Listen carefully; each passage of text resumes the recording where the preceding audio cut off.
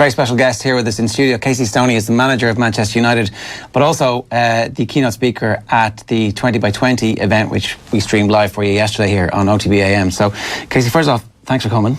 My pleasure. I wanted to ask you a little bit about the 20x20 campaign, because anybody who was in the room yesterday who got to actually see your talk understands exactly the distance that we have to come by virtue of the distance that you personally have managed to travel. A lot of people won't have seen that. They won't have had the opportunity to kind of get your backstory. But when you get asked to be involved in a campaign like this, it obviously means something to you on a visceral level. Yeah, and it's very personal to me. You know, I come from an era where we used to have to pay to play, and I didn't have a lot of money growing up, where we wore massive kits that didn't fit. We had no changing rooms. We played on pitches that were poor.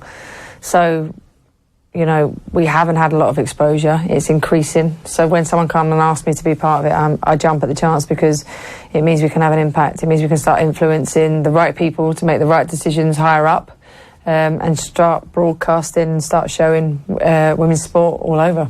The tagline, there was a bit of chat about this yesterday, if you can't see it, you can't be it. You couldn't really see it when you were a kid. There were no real role models for you to aspire to. It wasn't on TV. The games weren't. There wasn't a full-time professional league. No, absolutely not. My role models were all men. And obviously, then I got banned from playing mixed sport at 11, so that became difficult. But not everybody's like me. So, you know, I was stubborn. I'm a fighter. I wanted to prove people wrong. I wanted to go and achieve. But there's so many barriers in the way. Now that would put an awful lot of girls and women off. So you've got to have the vision, you've got to be able to see it, and little girls need to be able to go, do you know what? That's what I want to do when I'm growing up. And then once they've got the vision, they've got the dream, then everything structurally needs to be in place so that they can go and achieve it.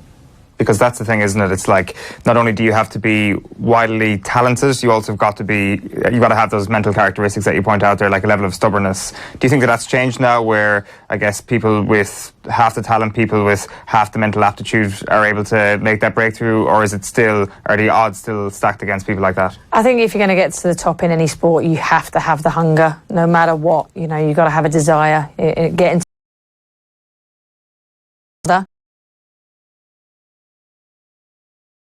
way to go to make sure that sport is accessible for all, that it becomes the norm that girls play sport, we keep girls in sport, and when women have success, we talk about it on the same level as male success. How important is it for you to be a role model to younger people? I mean, to be a role model for both boys and girls. I think that's something that we don't quite often state too often, that like you can be a model for, as I say, both boys and girls. I was talking about it earlier. It's massive. As much as we're saying 50% of your audience is female, 50% of your audience is male as well. So if I'm talking to boys and girls of young ages, that young boy plays with that young girl in the playground. That young boy turns into a coach, a parent, a school teacher that then encourages girls to play sport, to play football. So we need to talk to everybody so that everybody encourages it to be the norm. That's the thing, isn't it? It's this is a community effort that everybody has to decide that. Up until this point, we haven't really thought this through. We didn't really take full advantage of the natural human resources that we have. We kind of decided to alienate a good portion of people, stupidly.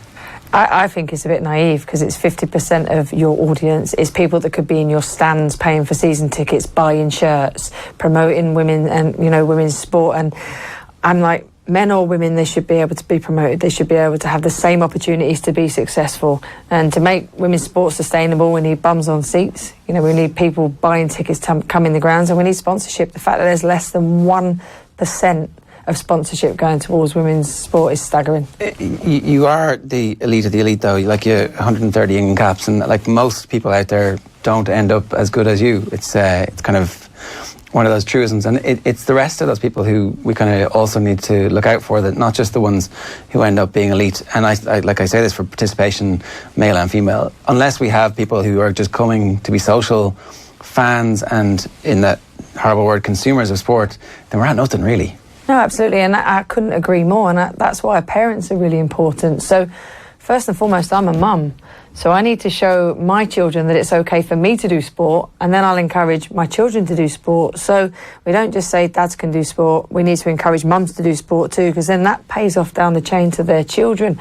Same as women need to walk through the turnstiles and watch sport, the same as men and women need to empower women, men need to empower men, and they need to transfer across as well and empower each other. When you look back at your story, it seemed like there was 1,000 different times when you could have said no. Here's my excuse. Your granddad was always late. You didn't have the money to play. You didn't make the cut the first time. You get dropped from the England team. Like, it is a fairly remarkable resilience that you showed. Where did that come from? I think I was shaped by my experiences. I didn't have easy experiences as a child, and do you know what? I love proving people wrong, and I love proving that I can do something. So every time I had a setback, I think setbacks make you. I'm a big believer in that. I'm like, right, okay, I've had a setback, right, this is my opportunity for a comeback. This is my opportunity to prove myself. This is my opportunity to go one step further.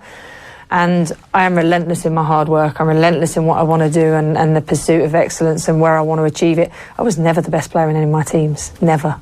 I wasn't the most talented, but I probably was the most dedicated at times. And I think that comes from within. I think you're shaped by your experiences, but I also think I go, right, where do I want to end up? And that journey could be full of loads of bumps in the road, and I've got to navigate it, and I might go in a different direction at times, but ultimately I know where I want to go, and I have to keep my eyes and my focus on my end goal. One last bit for me about this. Will you tell us about being under 11 and that kind of whole season of actually getting on the boys' team? Yeah, obviously, my first experience was walking into the school for the boys' team where we trained, and 45 minutes running around like a lunatic, and they wouldn't pass me the ball, they wouldn't talk to me. I was a girl. Girls don't play football. That was what I was told pretty much my entire career. And like I said, it wasn't until I smashed one of the big ones up against the wall and nicked the ball, and they were like, oh, this girl can play. And I played for that boys' team for a whole season. I was laughed at, I was jeered. Parents didn't take me seriously. Well, they took me seriously after 10 minutes when I'd scored 2 goals because they wouldn't mark me. So, you know, I loved playing in the boys' team. I became one of them. I won Players' Player of the Year, which for me is still a highlight because it meant I earned their respect. But then at the end of that season, I got banned from playing all football because it was mixed sport and you weren't allowed to play it. So it was pretty much taken away from me at the age of 11. It kind of still happens a little bit today. There's been that interaction recently with the England women's national team and some kid who was not allowed to play because the boys didn't want to play with her. She was our mascot yesterday. Right, yeah, exactly, yeah. So that all ended up in that. But like, there's a bit of it. Still happens. Exactly. Oh, of course. Listen, I won a Special Achievement Award off the back of I'd like to think, a reasonably successful career, and I got a message telling me that, and I got a plate from the PFA, a really special plate of all my clubs, and I got a message saying, yeah, that plate can go back in the kitchen where you belong.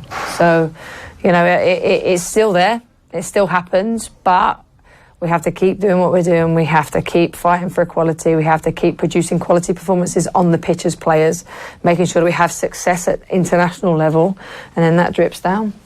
Yeah, you're currently head coach of Manchester United. Talk to us about the Manchester United operation. I guess it's kind of a sense of better late than never that Manchester United are back in the Super League. Absolutely. And I understand why they didn't come in because, you know, having been in the club now for 6 months, I realise they don't make quick, bad decisions. They take their time, they get things right, and the structure wasn't right. Now, I've been at Arsenal, I've been at Chelsea, I've been at Liverpool, and I've never ever experienced anything like the level of support, the level of detail and the level of integration that I've now got at Manchester United. How big is the gap between Arsenal, Chelsea, Liverpool and Manchester United in terms of facilities, in terms of resources?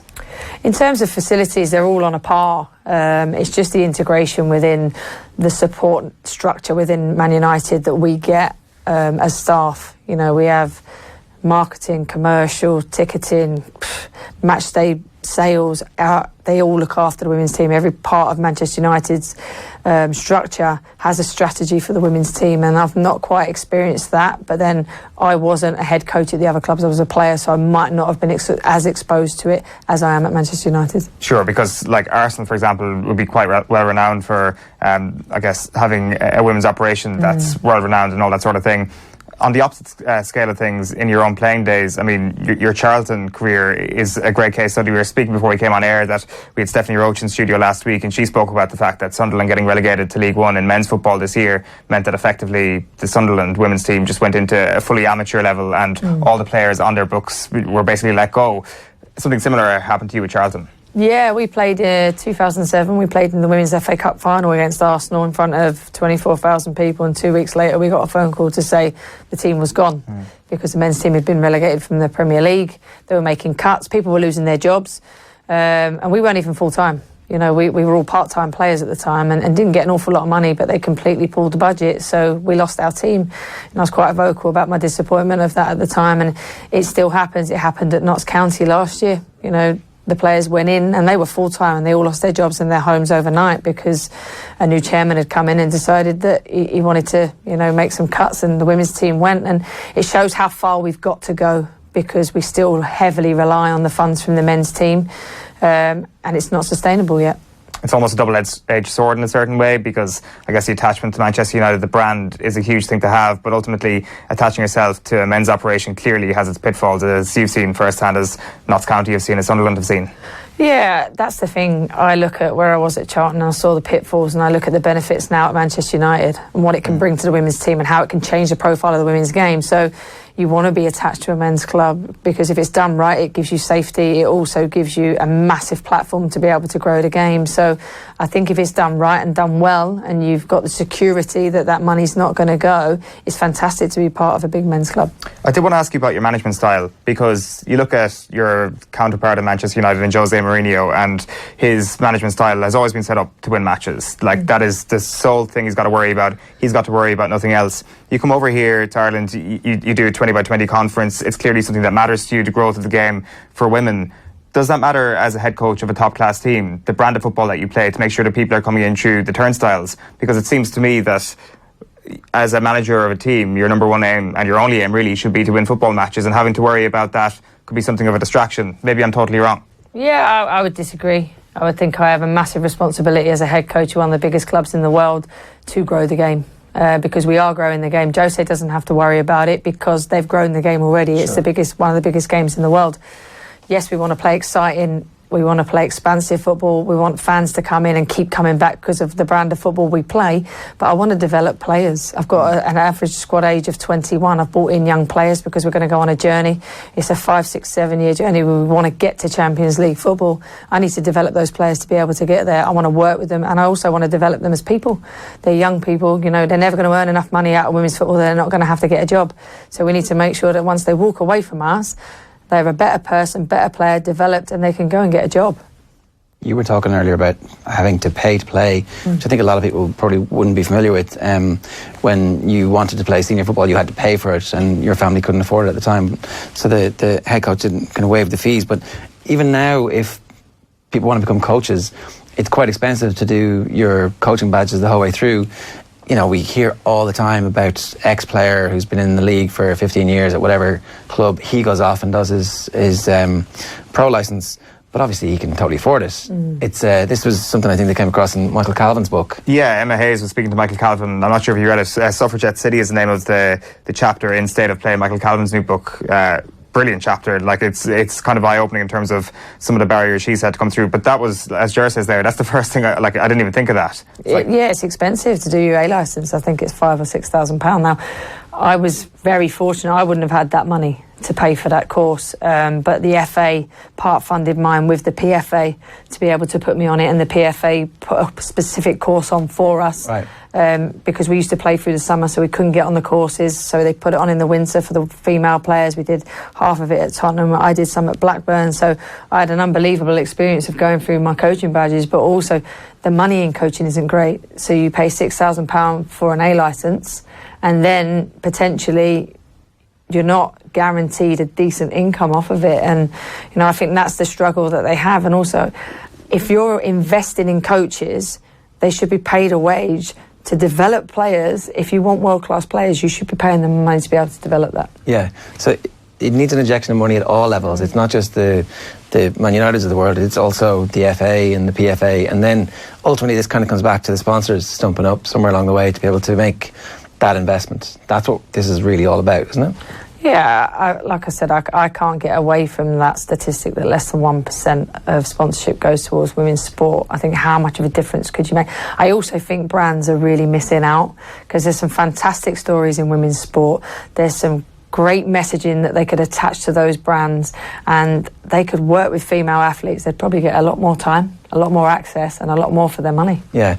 The other thing that struck me this morning that you said was that you found somebody when you weren't okay who told you that it was okay to not be okay. And this is the other aspect of sport that I think is like we talk about it on the fringes sometimes, but the role that it can play in mental health and the general well-being of society at large. And I was interested to hear you bring that up, because a lot of people don't actually talk about it, and they don't kind of feel comfortable talking about the fact that it's okay not to be okay. Yeah, I don't hide away from the fact I think sport saved my life. I really do. It was that important to me at the time. Without football, I'm not sure where I would be now. And it was actually through England and a psychologist that I dealt with a lot of the issues that I had, and I'm in the place I am now. And we don't talk about it because we're supposed to be strong. We're supposed to be able to cope with pressure. We're not supposed to be flawed. But we're all of those things because we're human. Yeah. What do you think of the Strong is the New Pretty movement then at the moment? Because like it's double-edged sword. It's like the definitely getting away from the whole body image thing, which we absolutely desperately need to do as a society. But like weakness is okay too. Like let's get the best parts of being male and being female and try and meander a path between them, as opposed to going, well, we're going to take this bit and in isolation. It might not necessarily lead us in the right place. No, I completely agree. I just think, we all have moments of weakness. We're all flawed in some ways. None of us are perfect, and what does perfect look like? We're all different. So I say you can be strong, athletic, and you still be feminine, so I don't really potentially like the word pretty. It's not for me. I don't think it has the right connotations for what we're trying to achieve. I think you can be strong, you can be athletic, you can be feminine, you can be whatever you want to be. Ultimately, you should be judged on your talent and your talent alone. It seems like there's lots of sliding doors moments in your life, and the sport is at the kind of the heart of them. Like that's why stuff like this has to work, because there are so many people who don't have the sport to fall back on, or the talent, or the resilience to get out of it. Absolutely, and not everybody wants to play elite sport. Not everybody is like me and is stubborn and potentially is resilient and wants to go there. There's too many opportunities to walk away. There's too many opportunities to quit, and there's so many barriers in the way. So this is so important, because it shouldn't matter whether you want to play to make friends, whether you want to play because you want to play for your country, or whether you just want to play because it's for exercise. It should be accessible to everybody, and it should be profiled so that every little girl can grow up going, you know what, I want to play whatever I want, and no one's going to tell me I can't. I hate to go back to the elite level here again, but just because it's World Cup year next year, how are England set up under Phil Neville? It was a bit of, it wasn't a rocky start whatsoever. It was just the initial criticism from, I guess, all corners, particularly from the media, when he initially took over, that kind of viewed this thing as a rocky thing at the start. But it seems to have gone pretty well over the last couple of months. Yeah, listen, I know Phil really well. He's a good friend of mine now, and he's doing a fantastic job. He's one of the good guys. He really is. He cares. He's not gone into the job for money, I can assure you of that. He's done it because he wants the team to do well. He wants to be a manager. He wants to be a coach. He wants to work with elite players. And, I thought the criticism he got at the start was really unfair, and I think he's done a fantastic job to bring the team together after a very difficult period. The stuff that happened with the previous manager left the team in a lot of turmoil, and he's done really well to bring that back together. Yeah, because I had to look back just to see exactly what the criticism was, and in fairness, like you look at some headlines like Louise Taylor saying Phil Neville appointment to kick in the teeth for better qualified coaches, and Marina Hyde saying that the FA devotes serious time to analysing why it has reportedly been rejected by the more qualified candidates it shortlisted, that it seemed the criticism maybe was more towards the FA. Obviously you had Phil Neville in his tweets, which was subsequently clarified, but with regards to the appointment, it was more directed at the FA. Is that a fair enough summation? I think the FA were in a really difficult position, to be honest, because I was quite involved in the process throughout, because I was in the leadership group with the national team. I knew what was going on. Now, they had a list of 10 candidates. They narrowed it down to 5. They went through an interview process. They got down to a final 3. Unfortunately, all 3 pulled out. So there was women in that. And they wanted to employ one of those 3. All 3 candidates pulled out, and then obviously they had to search elsewhere. And Phil was really, really keen to take the job on and do a good job. Also, selfishly, it raises the profile of the women's game by him being involved. So, I actually think it was a good appointment. Yeah, you mentioned the difficult time before Phil Neville took over. Like the Eni Aluko case was something that obviously kind of took global storm, really. It was certainly as big a story over here as it was in the UK, I think. And looking back on that, I do wonder, it was obviously and I do wonder if it was deeper than that, if it was an issue of gender, that it wasn't just an issue of this is a women's football embroiled in a racism case, that perhaps the way the FA looked after it in terms of the alleged hush money paid to Eni Aluko, that if that was a male footballer, would it have been dealt with in the same manner? I'm not sure. That's conjecture on my part, but that's certainly something that popped into my mind. Yeah, I think what it raised was that we needed to change the policies in terms of the whistle blowing, and that if somebody needed to talk, they needed to know where to go to. So that was a real positive that came out of it. I don't know if it would have been managed differently if it was a male, because it's not necessarily happened, so I can't really speak on that. But you know, I think the positives come out that there's now policies in place, and if someone needs to speak, they know where they can go, they know how to report it, and they know what to do. Are they going to win the World Cup next year? I think they've got every chance. There's one last thing I just wanted to ask you about, and it's Becky Hammon and the San Antonio Spurs, because it's a case study that I'm fascinated with, and personally speaking, I would have thought that she deserves a head coach job already, and she probably should have got one already, but maybe she's just loyal to the Spurs franchise. And I'm not sure if you saw the Pau Gasol Players Tribune article last year, where he spoke about growing up in Spain, where his mother was a doctor and his father was a nurse, and people used to come over to the house to get them all mixed up with regards to their occupation. So he comes from a really good standing, and this idea that that a woman can't manage a men's dressing room is an absolute nonsense. As Gasol says, the NBA is seen as one of the most forward-thinking organisations in world sport. How necessary do you think it is for that step to happen, for it to follow through in football? Because, clearly, there's no reason why it shouldn't happen in football very shortly. I don't think there's any reason, but I think it would be very difficult for that female to go into that environment. I really do. I'm the head coach of a women's team, and when I turn up to certain places with my assistant who's a male, and if they don't know us, they straight away go and introduce themselves to my assistant, thinking he's the boss. Right. The assumption's there that it's not me, that, you know, some people don't even acknowledge me, and whether they think I'm the physio or not, and I sometimes think, well, even if I'm the physio, you should still acknowledge me, you know. And it's actually sometimes my assistant Willie, who's fantastic, you go, well, hold on a minute, she's the boss. So I think it would be a huge step. If it happened in basketball, it would probably break a massive barrier first, so that it could come across to other sports. This happens in the football world. Like, you're at a right. Absolutely. That's mad. Yeah. So it happens, and sometimes I get angry, and then sometimes I just think, well, they just need to educate themselves on. And also, it just shows where we're at in society, that the assumption is straight away the man must be the manager and the women isn't. Are you guys all part of the LMA as well? Yes. Yeah, they're a good organisation. They're pretty progressive. Yeah, they are very much so, and they've obviously started to do a manager of the month now in the Women's Championship as well, and they're looking at loads of different things in terms of educational courses and involving the women on that, so it's great. Okay. Well, the last thing, you have 3 kids, 2 girls and a boy, is that right? Yes. You said that you hope that the 2 girls are going to have the same opportunities as your son. Do they, and will they?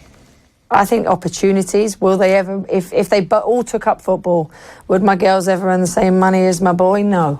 But it's about opportunity. It's about them never feeling like they can't do something. And I think if they start having the opportunities and the exposure gets better, then it's a day I can dream of. Will I see it in my lifetime? I hope so, but we've got a lot of work to do. Casey, great stuff. Thanks very much for joining us. Best of luck with everything. Thank you.